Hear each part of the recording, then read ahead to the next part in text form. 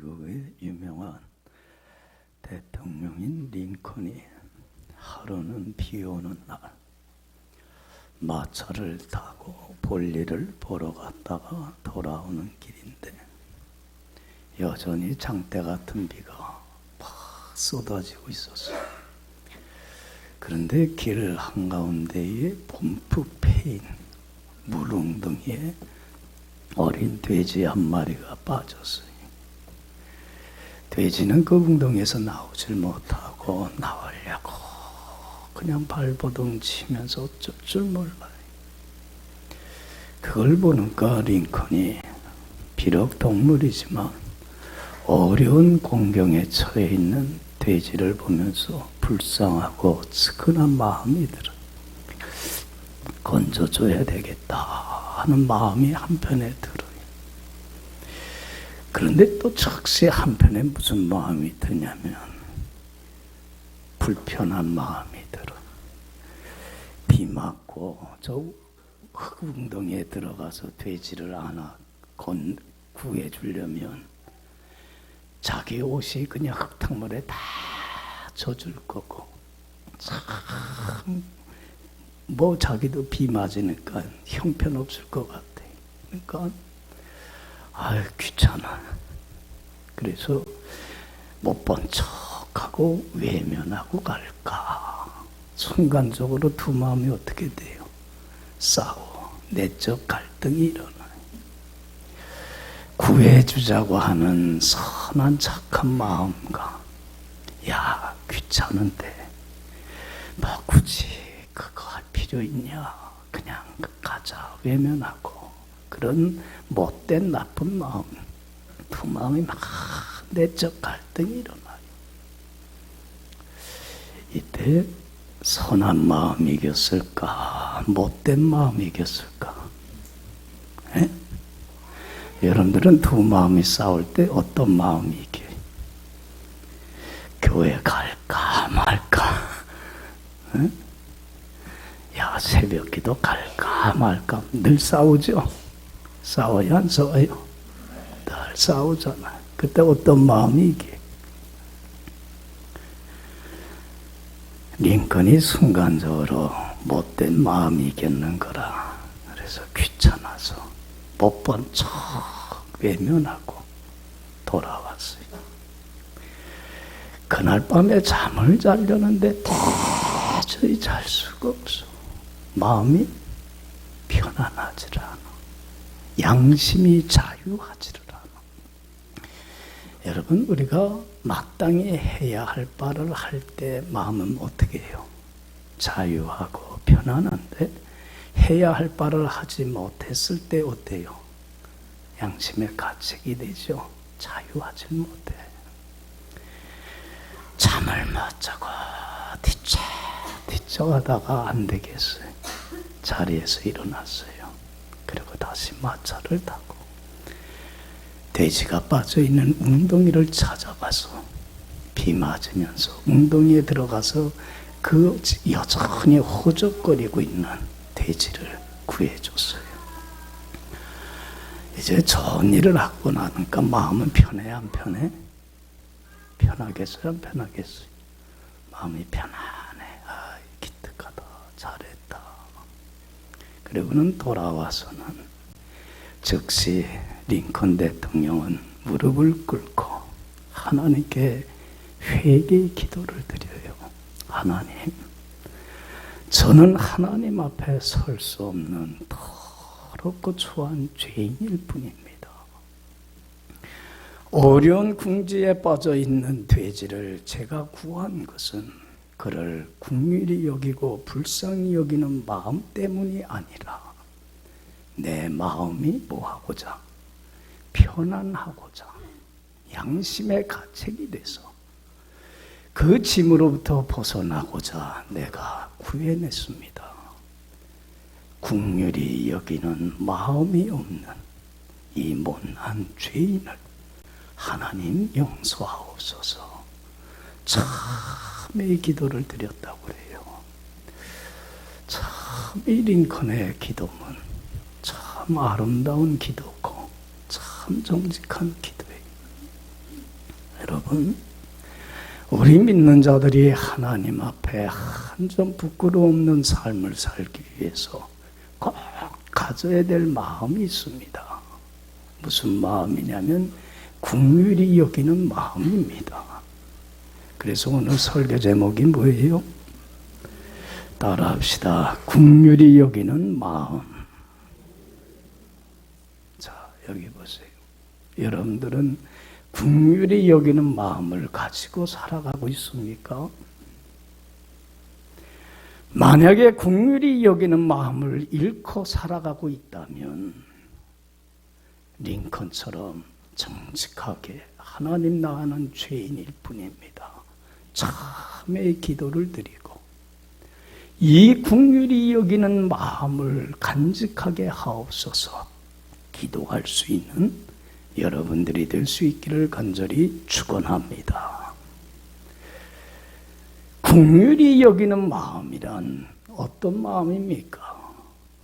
어떤 마음이에요? 특히 어려운 공경 속에 있는 사람들을 외면하지 않고 불쌍히 여기고 측은히 여기면서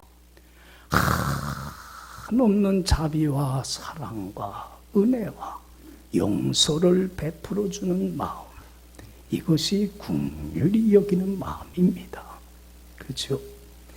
이 마음을 갖는 자만이 하나님을 기쁘게 할 뿐 아니라 하나님이 주시는 큰 은혜와 축복 속에 복되게 행복하게 살아갈 수 있습니다. 할렐루야. 오늘날 사람들은 참 행복하지를 못해요. 늘 불평과 불만족 속에 살아갑니다. 왜 그럴까? 그 이유가 뭘까? 너무 이기적인, 자기 뺏기 몰라. 자기 중심적인 미숙한 삶의 방식에서 벗어나지를 못해서 그래요.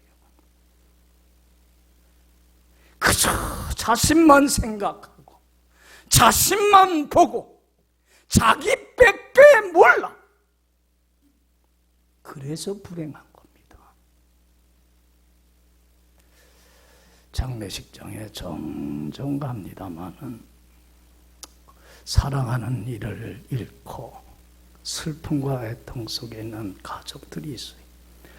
그들이 참 애통해하며 참 통곡하면서 하는 말 중에 자주 듣는 얘기가 뭐냐면 당신이 없으면 내가 어떻게 살라고, 나 이제 나 혼자 어떻게 살고.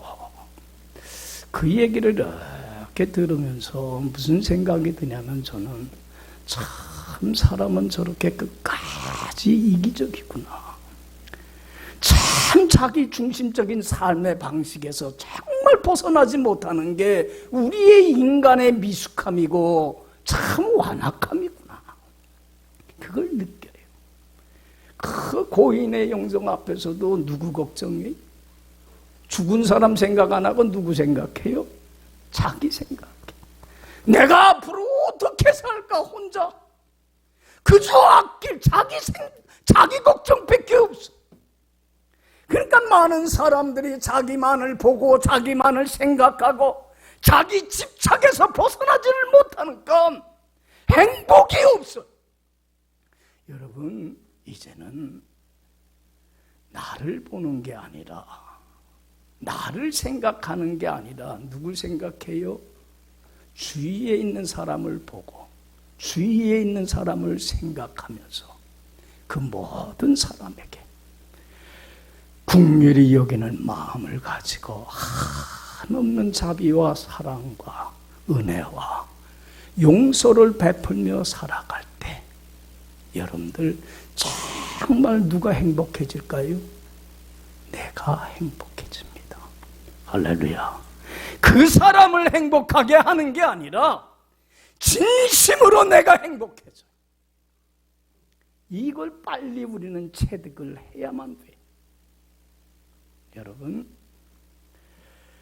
우리 믿는 사람들은 긍휼히 여기는 마음을 가져야 되는데 왜 이 마음을 갖고 살아가야 될까? 첫 번째 이유는 예수님으로부터 너무 수많은 긍휼히 여김을 받으며 살기 때문에 그래요. 그렇지 않아요? 긍휼에 풍성하신 주님으로부터 긍휼히 여김을 받으며 한없는 은혜와 사랑과 자비와 은혜와 용서를 받으며 지금껏 살아오기 때문에 내가 지금껏 이 자리에 있지. 주님이 나를 긍휼히 여겨주지 않는다면 우리는 여기에 살아갈 수가 없어요. 그렇지 않아요? 이 많은 은혜를 우리는 받고 살고 있는데 이 은혜를 받았다고 한다면 우리도 받은 긍휼의 은혜에 그 감사하면서 이제는 우리도 뭐 할 줄 알아야 돼요? 다른 사람에게 이제는 긍휼과 자비와 사랑을 베풀 줄 알아야 되잖아요. 할렐루야. 이게 마땅한 바잖아요. 예수님이 이런 말씀을 해요. 거저 받았으니 어떻게 해라? 거저 줘라. 나도 아무런 대가나 조건을 바라지 않고 한없는 긍휼함을 가지고 너에게 무한한 자비와 사랑과 은혜와 축복을 베풀어 주지 않았니? 그러니까 너도 어떤 조건이나 어떤 대가도 바라지 말고 그 받은 긍휼한 은혜에 감사하면서 베풀고 나눠주는 삶을 살아야 되지 않겠니? 할렐루야. 그렇잖아요. 받았으니까 우리도 줘야 되지 않아요? 그 은혜 감사하며 언제까지 받으려고만 하겠습니까? 여러분, 우리 지금 솔직히 우리 말해봅시다. 여기 있는 우리 중에 거룩하신 하나님 앞에 서 있을 자격이 있는 사람이 있습니까? 없습니까? 아무도 없어요. 그죠? 우리는 다 죄인일 뿐이에요. 하나님의 자녀로서 마땅히 행해야 할 바를 하지 않고 하지 않아야 할 바를 행하며 하나님의 말씀에 불순종하고 거역하며 여전히 주님의 손과 발에 못지라는 우리는 하나님 앞에 설 수 없는 죄인들일 뿐입니다. 여러분, 죄는 하나님과의 관계의 단절을 가져옵니다. 하나님과의 원수가 되게 합니다. 우리는 지금도 범하는 이 죄로 인해서 하나님께 버림받아 하나님 주시는 그 은혜와 자비와 영광을 다 잃어버리고 다른 사람들과 똑같이 혼돈과 어둠과 환난과 공고함 속에서 참 불행한 삶을 살 수밖에 없는 우리들입니다. 그러다가 삶을 마감하는 날 하나님께 영원히 버림받는 지옥 형벌을 받을 수밖에 없는 가장 불쌍한 존재가 우리들입니다. 그러나 주님은 우리를 외면하지 않았고 더럽고 추하다고 정죄하거나 비난하거나 흉을 보지 아니하시고 긍휼에 풍성하신 하나님은 주님은 그 큰 사랑을 인하여 더럽고 추한 불쌍한 나를 찾아왔습니까? 안 찾아왔습니까? 찾아와 주셨고 주님의 보혈의 피로 모든 허물을 용서해 주시고 한없는 자비와 사랑과 은혜를 베푸셔서 연약하고 미련한 나를 오늘 이 자리에 있게끔 해주셨습니다. 할렐루야. 주님의 긍휼하심이 없더라면 우리는 이 자리에 있을 수가 없습니다. 그 긍휼하심이 있기 까닭에 오늘 여기에 있는데 우리가 주님으로부터 긍휼함을 받았다고 한다면 이제는 긍휼히 여기는 그 마음을 가지고 우리도 다른 사람들, 모든 사람들에게 그들을 주근히 여기며 한없는 사랑과 자비를, 용서를, 은혜를 베풀며 사는 삶이 되어야 할 줄로 믿습니다. 오늘 본문 말씀을 통해서 예수님이 하고자 하는 말씀이 그겁니다. 나에게서 긍휼히 여기는 마음을 배워라.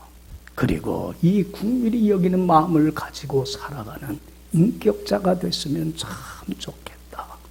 그걸 교훈을 하고 있는 겁니다. 여러분들 오늘 본문 말씀이 여러분들이 잘 아는 얘기입니다. 마태를 예수님의 제자로 부르신 내용입니다. 여러분들, 이 마태는 예수님께 부름받기 전에 뭐 하는 사람이에요? 세리입니다. 세금 걷어들이는 사람입니다. 여러분들, 그 당시 이스라엘을 지배하고 장악하고 있는 로마 제국의 앞잡이가 돼서 백성들의 피를, 고혈을 빨아먹는 흡혈귀와 같은 사람들입니다. 로마 제국이 요구하는 세금 그 이상의 것을 착취를 합니다. 그리고 자기 배를 채우는, 돈으로 채우는 사람들입니다. 그렇기 때문에 이들은 양심도 버렸고 하나님에 대한 신앙도 버렸고 나라와 민족을 버린 매국노로 창기들과 같이 죄인 취급을 받으며 사람들로부터 손가락질 받고 멸시받고 조롱받고 천대받는 그런 사람들입니다. 그러나 마태는 왜 이 직업을 택했을까요? 돈이 뭔지.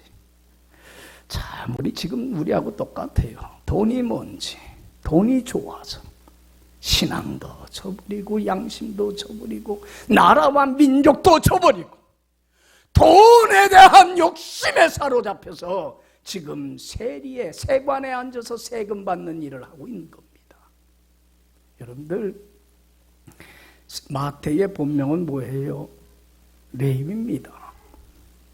부모가 레위라고 이름을 줘줬습니다. 이 마태는 예수님이 줘준 이름이고요. 부모가 레위라고 진 데는 레위 지파와 같이 어떤 삶을 살라는 거예요. 하나님을 잘 섬기는 거룩한 제사장의 삶을 살았으면 좋겠다. 그래서 여러분들, 정말로 이 부모는 레위를 위해서, 마태를 위해서 어릴 때서부터 기도하며 신앙으로 잘 양육했습니다. 그런데 이러한 부모의 뜻을 저버리고 어떤 길을 걸어가고 있어요? 세리의 길을 걸어가고 있습니다. 돈 벌 욕심 하나에 부모의 뜻도 저버리고 신앙도 저버리고 돈은 많이 벌었지만은 마음이 편하지를 않아요. 양심의 가책이 돼요. 야, 내가 이렇게 살아서는 안 되는데. 그러면서도 한편으로는 양심의 가책이 돼서 이 세리의 직업을 버리고는 싶지만 버려져요, 안 버려져요? 버리지는 못하겠고 이러지도 못하고 저러지도 못하고 양심의 가책을 느끼면서 참 죄로 인한 고통 속에 있어요. 그러나 여러분들 보세요. 누가 이 마음을 헤아려 주는 사람이 있었을까요?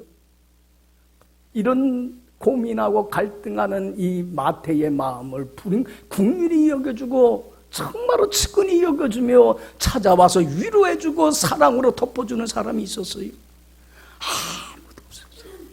손가락질하고 비난하고 외면하는 사람들은 많지만은 긍휼히 여겨주는 사람은 아무도 없었어요. 외롭고 고독 속에 있을 때에 예수님은 이 마태의 중심을 읽었어요, 안 읽었어요? 읽었어요. 그 마음의 괴로움을 알아요. 그래서 예수님이 세관에서 지금 세금을 걷어들이고 있는 마태를 주님이 찾아왔습니까? 안 찾아왔습니까? 이게 복음 중에 복음이고 은혜 중에 은혜입니다. 할렐루야. 마태가 예수님을 찾아온 게 아니에요. 예수님은 이러한 마태를 외면하지 않았고 이런 마태를 다른 사람들과 같이 똑같이 손가락질하거나 비난하거나 정죄하거나 인간의 탈을 쓰고 왜 저런 행세를 하느냐고 비난하지 않았어요. 그런 마태를 찾아왔습니다. 긍휼히 여기고 불쌍히 여기고 측은히 여기면서 그리고 찾아와서 주님은 책망하지도 않았습니다. 너는 왜 이러한 삶을 살았는 이유가 뭐냐고 나무라지도 않았습니다. 마태야, 나를 뭐해라? 따라오너라. 제자로 불러주십니다. 자기를 긍휼히 여겨주셔서 자기의 마음을 헤아려 주셔서 자신을 찾아와서 한없는 은혜와 사랑과 자비와 용서를 베풀어 주시는 주님의 긍휼하심에 너무 감동을 받은 마태는 지난날의 잘못된 삶을 즉시 청산하고 예수님을 따랐습니까? 안 따랐습니까? 따랐어요. 마태의 삶을 변화시킨 건 뭡니까? 뭐가 마태의 삶을 변화시켰습니까? 이 사람의 잘못에 대하여 손가락질하고 비난하고 지적질하는 것이 이 사람을 변화시키지 않았습니다. 마태의 운명을 변화시키는 힘, 능력은 어디에서 나왔습니까? 예수님의 긍휼하심에 있었습니다. 할렐루야. 긍휼하심이, 긍휼히 여기는 마음만이 삶을 변화시킬 수 있고 그 인생을 온전한 자리로 나가게 하는 기적의 역사를 일으키는 힘을 가지고 있습니다. 할렐루야. 할렐루야. 베드로는 너무나 감사했습니다. 그래서 이제는 나는 지난날의 잘못된 삶 청산하고 새로운 삶이 됐다. 감사해서 동료들을 불러 모았습니다. 동료라고 해야 누구겠어요? 세리들이죠. 그리고 집에서 잔치를 베풀면서 맛있는 식사를 예수님과 친구들에게 대접을 합니다. 예수님은 그 세리들과 음식을 먹고 있을 때 이를 본 바리새인들이 예수님의 제자들에게 뭐라고 비아냥거렸습니까? 여러분들 봅시다. 10절, 11절 다 같이 읽어봅시다. 예수께서 마태의 집에서 앉아 음식을 잡수실 때에 많은 세리와 죄인들이 와서 예수와 그의 제자들과 함께 앉았더니 바리새인들이 보고 그의 제자들에게 이르되 어찌하여 너희 선생은 세리와 죄인들과 함께 잡수시느냐. 여기 봐요. 너희 선생은 어찌하여 저 더럽고 추한 자들과 한패가 되느냐. 어떻게 저렇게 반민족적이고 양심도 없고 신앙도 저버리는 인간의 탈을, 죄악의 탈을 쓴 저런 인간들과 어찌 어울리고 한패가 되느냐. 여러분들 여기 보세요. 이들은 긍휼히 여기는 마음이 있습니까? 없습니까? 없어요. 판단하고 정죄하고 비난만 할 줄 알았지 측은히 여기는 마음이 없습니다. 사랑으로 용서하고 품는 마음이 없습니다. 이들에게 보면서 예수님이 안타까워서 하신 말씀이 여러분들 13절입니다. 귀한 말씀입니다. 이 말씀 마음에 새기고 살아가야 합니다. 13절 다 같이 읽읍시다. 너희는 가서 내가 긍휼을 원하고 제사를 원하지 아니하노라 하신 뜻이 무엇인지 배우라. 나는 의인을 부르러 온 것이 아니요 죄인을 부르러 왔노라 하시니라. 할렐루야. 너희는 가서 내가 뭘 원하고 긍휼을 원하고 제사를 예배를 원하지 않는다고 하는 사실을 배웠으면 좋겠다. 여러분들 주님으로부터 긍휼히 여기는 이 마음을 배워야 합니다. 그리고 주님이 소유한 이 긍휼히 여기는 마음을 나는 배워서 내 마음속에 채워야만 합니다. 나는 의인을 부르러 온 것이 아니라 누굴 부르러 왔어요? 죄인을 부르러 왔어요. 죄인을 긍휼히 여기고 죄인을 정죄하고 심판하고 비난하러 온 것이 아니라 그들을 사랑하기 까닭에 그들을 긍휼히 여기며 사랑으로 품기 위하여 용서하기 위하여 찾아온 것이야. 죄인된 나를 주님은 정죄하지 않았습니다. 외면하지도 않았습니다. 나를 찾아와서 내 죄와 허물을 짊어지고 십자가에 죽는 대신 핏값을 치러주시고 한없는 은혜와 사랑과 자비와 용서로 오늘 나를 있게 해주셨고 변화시켜 주셨습니다. 할렐루야. 이 긍휼한 마음을 배웠으면 좋겠다. 우리도 긍휼을 배워야 합니다. 여러분, 주님이 나에게 베푸신 그 긍휼의 풍성함에 감사하면서 우리도 주님이 가르쳐주신 이 긍휼히 여기는 마음을 품고 이제는 모든 사람을 긍휼히 여기며 그들에게 한없는 자비와 사랑과 용서와 은혜를 주는 귀한 삶을 살아가야 할 줄로 믿습니다. 왜 우리가 긍휼히 여기는 마음을 간직해야만 합니까? 첫 번째 이유는 주님으로부터 풍성한 긍휼을 받았기 때문입니다. 또 하나의 이유는 긍휼히 여기는 마음을 갖고 사는 자에게 하나님은 한없는 은혜와 축복으로 더 채워주시기 때문에 그렇습니다. 마태복음 5장 7절에 예수님은 말씀합니다. 긍휼히 여기는 사람이 뭐가 있나니? 복이 있나니, 축복을 받나니. 무슨 복을 받으리라? 하나님으로부터, 긍휼에 풍성하신 하나님으로부터 긍휼히 여기며 한없는 하나님의 은혜와 축복과 사랑과 용서를 받게 되리라. 할렐루야, 할렐루야. 하나님의 큰 은혜와 축복을, 더 큰 긍휼히 여김을 받으며 우리는 하나님의 긍휼히 여김이 없이는 살 수가 없습니다. 순간도. 그 긍휼히 여기는 하나님의 한없는 은혜와 사랑을 더 받는 길은 긍휼히 여기는 마음을 갖고 사는 길밖에 없습니다. 여기 봐요.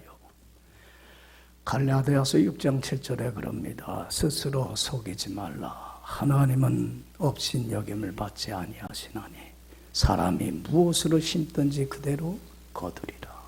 심은 대로 우리 주님은 거두게 하시는 하나님입니다. 받은 긍휼의 풍성함에 감사하면서 긍휼히 여기는 삶을 사는 사람은 하나님으로부터 더 긍휼히 여김을 받는 은혜와 축복 속에 살아갑니다. 그러나 그 많은 긍휼한 풍성한 은혜를 받았음에도 불구하고 긍휼히 여기는 마음을 갖지 못해 긍휼함을 행하지 아니하는 자에게는 긍휼함이 없는 심판이 하나님에게 임합니다. 심은 대로 거둡니다.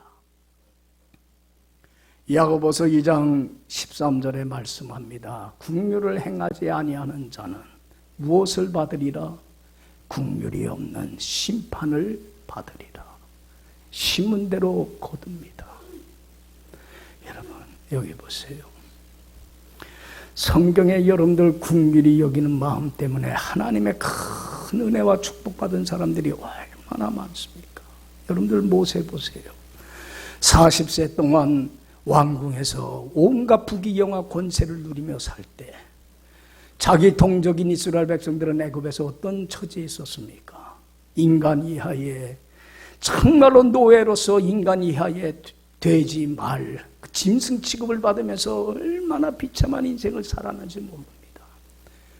여러분들 그때의 모세는 자기 동족의 아픔과 고통을 외면하지 않았습니다. 그들을 긍휼히 여겼고 그들을 측은히 여겼기 까닭에 편안하고 안락한 삶을 버리고 그들을 구원할 지도자로 자처하고 나섰을 때에 하나님은 그 모세에게 한없는 은혜와 축복으로 채워주십니다. 이스라엘 백성을 구해낼 뿐만 아니라 모세가 얼마나 하나님의 긍휼히 여김 받고 은혜와 축복 속에 살았습니까? 할렐루야. 여러분들 보세요. 에스더 보세요. 바벨론 제국의 나라가 멸망당해서 바벨론에 포로로 잡혀갔지만 하나님의 은혜로 왕비의 자리까지 올라갔습니다. 그런데 자기 동포가 바벨론 제국의 2인자인 아간으로부터, 하만으로부터 모함을 받아 죽게 될 처지에 있을 때에 에스더는 어떻게 했습니까? 자기 동족들을 외면했습니까? 나 하나 편안하고 나 하나 왕궁에서 호의옥식하며 살면 되지. 그러지 않았습니다. 자기 동족을 어떻게 했습니까? 불쌍히 여겼습니다. 측은히 여겼습니다. 그래서 왕 앞에 나가기 위해서 3일 동안 금식 기도를 하고 죽으면 죽으리라 하고 나갑니다. 왕비라도 왕이 부르지 않는데 나가면 죽게 됩니다. 그럼에도 불구하고 측은히 여기는 마음을 갖고 어려운 공경에 처한 자기 사랑하는 동포를 구하기 위하여 나갔을 때에 하나님은 한없는 은혜와 축복으로 채워주셔서 이스라엘 백성을 하만의 손에서 구할 뿐만 아니라 에스더가 하나님과 사람 앞에 은총과 귀중히 여김을 받는 은혜와 축복을 얻게 해주십니다. 할렐루야. 소돔과 고모라 성이 죄악으로 멸망당할 위기에 처했을 때에 아무런 관련이 없던 아브라함은 그들을 긍휼히 여기고 불쌍히 여기며 하나님 앞에 나가 기도합니다. 하나님이여, 악인과 의인을 함께 멸하는 건 합당치 않지 않습니까? 의인 50인이 있다면 40인이 있다면 10명이 있다면 그 성을 멸하지 않으려시렵니까? 긍휼히 여기며 부르짖으며 기도했을 때에 거기에서 의인이었기 때문에 소돔과 고모라 성은 멸망되겠지만 하나님은 은혜를 베풀어서 누굴 살렸습니까? 소돔과 고모라에서 살던 롯의 가족을 살리고 그리고 아브라함에게 한없는 은혜와 축복으로 채워주셨습니다. 할렐루야. 여러분, 엘리야가 기근으로 먹을 것이 없어서 기진맥진해서 사르밧 과부에게 찾아가서 먹을 걸 달라고 좀 구걸했을 때에 사르밧 과부도 떡가루 조금과 기름 조금밖에 없지만 굶주린 엘리야를 어떻게 여겼습니까? 측은히 여겼고 긍휼히 여겼습니다. 그래서 그것으로 먹을 걸 대접을 했습니다. 하나님의 한없는 은혜와 축복을 그 사르밧 과부를 긍휼히 여기면서 떡가루가 기근이 끝날 때까지 마르지 않고 기름이 마르지 아니하는 한없는 은혜를 주시고 그 아들이 병들어 죽었을 때에 하나님은 그 여인을 긍휼히 여기면서 자식을 살려주는 은혜와 축복을 더하여 주셨습니다. 할렐루야. 긍휼히 여기는 자에게 하나님은 복을 주십니다. 어린 소년이 보리떡 5개와 물고기 2마리밖에 없었지만 배가 고파서 굶주려 있는 군중들을 바라보며 그들을 불쌍히 여기고 긍휼히 여겼기 까닭에 예수님께 그들에게 나눠줄 수 있도록 바쳤습니다. 여러분, 긍휼히 여기는 마음을 주님은 받으시고 축복을 하시는데 5,000명이 먹고도 몇 강주리가 남는 12강주리가 남는 기적의 은혜의 역사가 일어났습니다. 여러분, 로마 군대의 백부장인 마태복음 8장에 보면 그 종이 백부장이 자기 지위와 체면을 다 버리고 예수님 앞에 나옵니다. 누구 문제 갖고 나옵니다. 자기 집에 있는 하인 종이 중풍병으로 괴로워하는 그 모습을 보면서 불쌍히 여기고 긍휼히 여기는 마음을 가지고 예수님께 나와서 이 사람을 고쳐달라고 합니다. 그 긍휼히 여기는 그 마음, 예수님을 감동시켰고 예수님이 내가 당장 가서 고쳐주마. 하나님의 한없는 은혜와 축복이 그 가정에 임하여서 하인이 날 뿐만 아니라 백부장의 가정이 다 예수 믿게 되고 본국으로 돌아가서 그 사람이 바로 로마 교회를 세우며 로마 복음화하는 데에 큰 일꾼으로 쓰임받는 놀라운 은혜의 역사가 일어났습니다. 할렐루야. 할렐루야. 여러분, 긍휼히 여기는 사람은 하나님께 긍휼히 여김받는 은혜와 축복을 반드시 받습니다. 그러나 긍휼히 여길 줄 모르는 자는 긍휼 없는 심판이 있습니다. 요나에게 하나님이 니느웨 백성에게 가서 이 죄악의 도성을 하나님이 심판할 거라는 걸 알리라고 합니다. 그러나 요나는 그들을 불쌍히 여기는 마음이 있었습니까? 없었습니까? 긍휼히 여기는 마음이 없었기 까닭에 외면하고 반대편으로 도망갔을 때에 배 타고 가는 그 요나에게 큰 풍랑이 임하여서 죽을 뻔하는 큰 역경이 임하게 됩니다. 긍휼 없는 자에게는 긍휼 없는 하나님의 심판이 따를 뿐입니다. 여러분, 어떻게 하면 우리는 긍휼히 여기는 마음을 소유할 수 있습니까? 내가 긍휼히 여기는 삶을 살아야지 한다고 해서 되지는 게 아닙니다. 내 힘으로, 내 의지로, 내 결단으로 할 수 있는 건 이 세상에 아무것도 없습니다. 긍휼히 여기는 마음을 갖기 위해서는 우리는 어디 안에 거해야 돼요? 말씀에 순종하며 늘 주님 안에 거해야 합니다.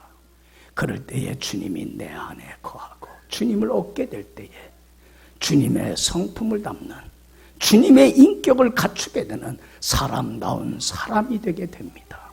그때에 비로소 주님이 주시는 그 긍휼한 마음을 가지고 모든 사람을 측은히 여기고 불쌍히 여기며 하나님 주님이 나에게 베푸신 그 은혜와 사랑과 자비와 용서를 한없이 베푸는 긍휼을 소유하는 복된 자가 될 수 있는 줄로 믿습니다.